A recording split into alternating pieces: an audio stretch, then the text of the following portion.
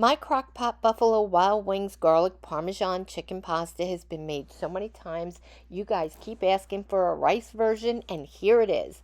Let's start with adding some chicken broth into our crockpot and then some milk.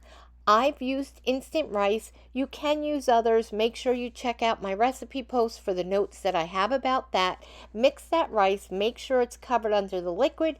Add your chicken on top. I use tenders. You can use breasts if you like. Then we're going to take our Buffalo Wild Wings garlic Parmesan sauce, add it over the top. It is the star of the show.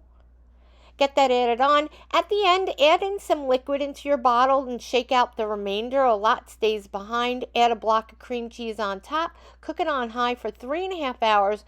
Keep an eye, make sure you don't need to add any additional liquid while it's cooking for that rice. Add in some shredded mozzarella. Now shred that chicken. And start combining everything as you are shredding that chicken. It is turned into some of the most delicious yumminess ever. I hope you love this as much as you guys have loved the pasta version. Give me a like, a comment, a subscribe, whatever you can. I appreciate it. Have an amazing week. Thanks, everyone.